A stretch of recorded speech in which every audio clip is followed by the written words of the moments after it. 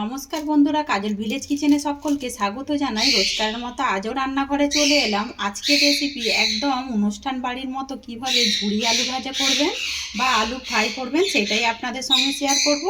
তার জন্য প্লিজ প্রথম থেকে লাস্ট পর্যন্ত ভিডিওটি দেখতে থাকুন, আশা করছি বেশ ভালো লাগবে। তো চলুন তাহলে শুরু করা যাক। ঝুরি আলু ভাজার জন্য দেখুন এখানে আমি আলু নিয়ে নিয়েছি, 3টে আলু। তো এটা খুবই বড় সাইজের বলে তাই 3খানা আলু নিলাম। তো আপনারা চাইলে কিন্তু কম বেশি নিতে পারেন। আর দেখুন আলুগুলো খোলা আমি ছাড়িয়ে গোটা গোটা আগে একটু ধুয়ে নিয়েছি। এবারে এই আলুগুলোকে জলের মধ্যে রেখে দেবো। অপর দিকে দেখুন আমি জলও নিয়ে নিয়েছি একটা জায়গার মধ্যে। আর এখানে একটা এরকম আমি গেটার নিয়ে নিয়েছি। তো এই বড়টা দিয়ে গেট করব না, এই ছোটটা দিয়েই ভালো করে আলুগুলোকে ঠিক এইভাবে লম্বা লম্বা করে গেট করতে থাকবো। দেখুন দেখুন এইভাবে আমি গেট করতে থাকবো। আর যখন এই আলুটা গেট হয়ে যাবে না, তখন আমি ওই যে জলটা এক্সট্রা করে নিয়ে রেখেছি ওই বাটির মধ্যে আমি আলুগুলোকে দিয়ে দেব, যাতে করে না কালোও পড়ে যায় আর এর একটা কষটা থাকে, ওই কষটাও কিন্তু চলে যাবে। এই দেখুন আলুগুলোকে খুব সুন্দরভাবে কেটে নিয়েছি আর কতটা লম্বা লম্বা হয়েছে দেখুন। একদম ঝুরি আলু ভাজার জন্য কিন্তু এরকম আলু ভাজা খুব সুন্দর হয়। এবার আমি এইটাকে জলের মধ্যে দিয়ে দিয়েছি যেহেতু, আর এই জল থেকে ছেঁকে ছেঁকে তুলে নিয়ে 3 থেকে 4 বার ধরে ভালো করে ধুয়ে নেব। আর এখানে একটা ঝাঁঝরি নিয়ে নিয়েছি যাতে করে এক্সট্রা জলটা ওর মধ্যে চলে যায়। এই কাঁচা আলুই কিভাবে ভাজবেন আর মুচমুচে হবে পুরো অনুষ্ঠান বাড়ির মতো, সেরকমই আজকে করে আপনাদের সঙ্গে শেয়ার করব। আর এটা কিন্তু যখন তখন মনে হয় যদি চায়ের সঙ্গেও কিন্তু এরকম স্ন্যাক্স হিসাবেও খেতে পারো। তো এটাকে আমি ধুয়ে ফিরে আসছি। আলুগুলো ধুয়ে নেবার পরে দেখুন কতটা সুন্দরভাবে সাদা হয়েছে আর জলটা দেখুন কতটা পরিষ্কার হয়ে গেছে। তো এইটাকে কিন্তু 3 থেকে 4 বার ধরে যতক্ষণ না জলের কালারটা পাল্টায় ততক্ষণ পর্যন্ত কিন্তু খুব ভালোভাবে ধুয়ে নিতে হবে। আমি আবারও এইটাকে জল ছেঁকে নিয়ে এবারে একটা ফের ঝাঁঝরির মধ্যে তুলে নেব। আপনারা চাইলে কিন্তু চুবড়ির মধ্যেও তুলে নিতে পারেন। তারপরে দেখাচ্ছি এটাকে কি করব। একটা তোয়ালে নিয়ে নিয়েছি, এই তোয়ালেটার মধ্যে এবার আমি এই আলুগুলোকে এর মধ্যে জলটাকে একটু ঝেড়ে নিলাম, ঝেড়ে নিয়ে এর মধ্যে দিয়ে দিয়েছি দেখুন। এবারে এখানে আমি ভালো করে মিলে দেব, দিলে পরে সুন্দরভাবে কিন্তু আলুগুলো দেখুন একেবারে জলটা চলে যাওয়া পর্যন্ত পাকার হাওয়ার মধ্যে আমি শুকিয়ে নেব। আমার এটা রোদে দেবারও দরকার নেই আর কিছুই না, একটুখানি এরকমভাবে আগে মুছে নেব। মুছে নিলে যে এক্সট্রা জলটা চলে যাবে, এতে এর মধ্যেই টেনে নেবে। আপনাদের কাছে যদি টিস্যু পেপার থাকে টিস্যু পেপারেও কিন্তু এই কাজটা করতে পারেন। আর আমি এই তোয়ালের মধ্যেই কিন্তু করে নিচ্ছি। এই দেখুন এবারে আমি এইটাকে পাতলা করে এইভাবে মিলে দেব। আর দেখুন কতটা জল কিন্তু এক্সট্রা জলটা দেখুন টেনে নিয়েছে দেখুন। এবারে এটা পাতলা করে এইভাবে আমি একটু হাওয়ায়, পাখার হাওয়ায় একটু শুকিয়ে নেব। আর এই দেখুন হালকা করে একটু শুকনো করে নিয়েছি পাখার তলায় দিয়ে। আর এখনও কিন্তু অনেকটাই জল জল মতো রয়েছে, হাতের মধ্যে কিন্তু জল লেগে যাচ্ছে নিগড়ালে। এবারে আমি অপর দিকে দেখুন সাদা তেল কিন্তু গরম হতে বসিয়ে দিয়েছি। এবারে এখান থেকে এই আলুগুলো নিয়ে নেব, অল্প করে তেলের মধ্যে দিয়ে দেব। দেখুন দেওয়ার পরেই দেখুন কত বুঝগুলি দিয়ে উঠছে, এর মধ্যে কিন্তু অনেকই জল আছে তাই বুঝগুলি দিয়ে উঠছে। এবারে এটাকে এরকম করে ভেজে নিব।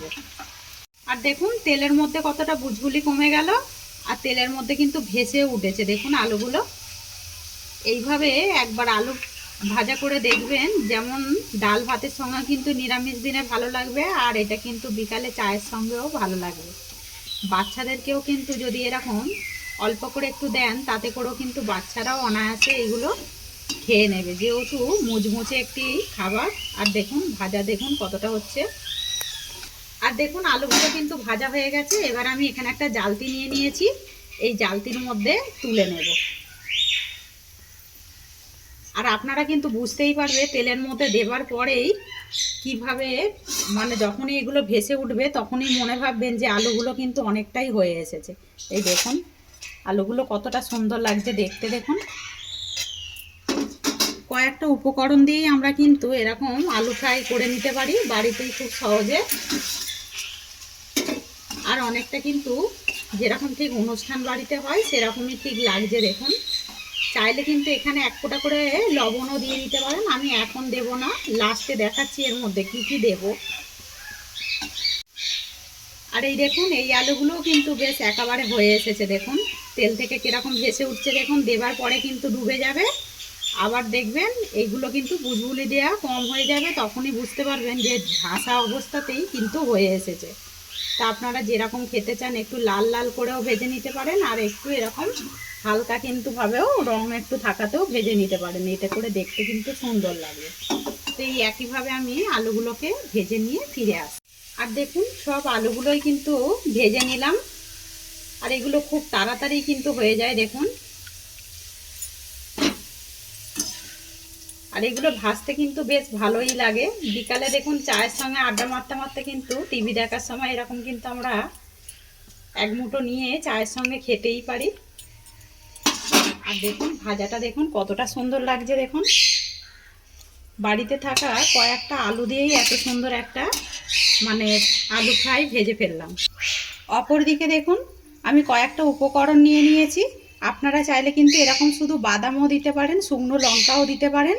আমি এখানে কয়েকটা উপকরণ নিয়েছি, বাদাম নিয়েছি, আমন্ড, এখানে কাজু নিয়েছি, কাঁচা পাকা লঙ্কা একটু লম্বা করে কেটে নিয়ে মাঝখান থেকে ফালা করে নিয়েছি, আর কয়েকটা দেখুন এখানে কারি পাতা নিয়ে নিয়েছি।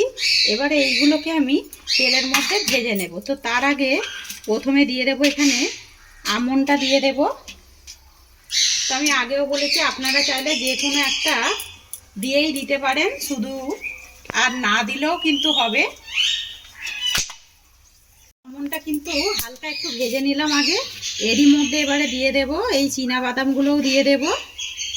সব এই একইভাবে ভেজে নেব। আমন্ডটা একটুখানি দেরি হয় তাই জন্য আগেই দিয়ে দিলাম, হালকা একটু ভেজে নিলাম, দিয়ে এবারে এইটাকেও দিয়ে আমি এইভাবে ভেজে নেব দেখুন।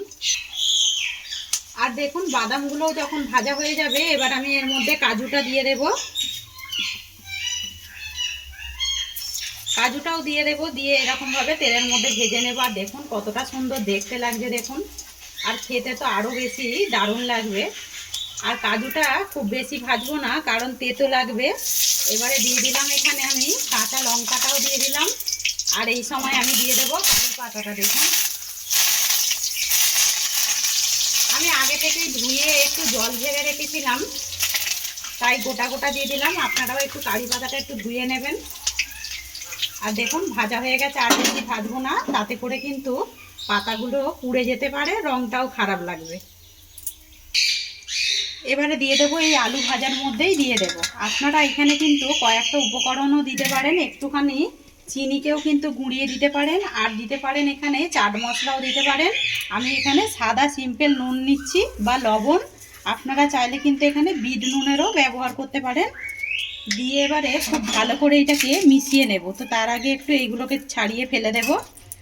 দেখুন কতটা সহজেই ছেড়ে যাচ্ছে দেখুন, আর দারুণ একটা সুন্দর কিন্তু গন্ধও ছেড়েছে, আর কতটা দেখুন মুচমুচে হয়েছে দেখুন। আর দেখুন কতটা সুন্দর আলুগুলোকে ভেজে নিলাম, আর দেখতেও দেখুন কতটা সুন্দর লাগছে। আর কয়েকটা আলু দিয়ে কিন্তু বেশ অনেকটাই এক থালা হয়েছে। আর দেখুন এইটা কিন্তু এক সপ্তাহ আপনারা চাইলে একটা ডিবার মধ্যে ভরে রাখবেন বা একটা প্লাস্টিকের মধ্যে করে মুড়ি টিনের মধ্যে রেখে দেবেন, দেখবেন এরকমই মুচমুচে আর এরকমই কিন্তু খাস্তা থাকবে। আমি দুই একটা ভেঙে দেখাচ্ছি, দেখুন আওয়াজটা পাচ্ছেন হয়তো, কতটা সুন্দর হয়েছে দেখুন। আর আজকে রেসিপি কীরকম লাগলো কমেন্ট করে জানাবেন, একটা লাইক করে দেবেন। আর এইভাবে মুখরোচক আপনারাও বাড়িতে ট্রাই করে খেয়ে কমেন্ট করে জানাতে কিন্তু ভুলবেন না। রেসিপিটি যদি ভালো লেগে থাকে এইভাবেই আমার পাশে থাকবেন, আমাকে সাপোর্ট করবেন, আর নিত্য নতুন রান্নার জন্য পাশে থাকা বেল আইকনটি প্রেস করবেন। সবাই ভালো থাকবেন, সুস্থ থাকবেন, ধন্যবাদ। আবারও নতুন ভিডিও নিয়ে ফিরে আসবো।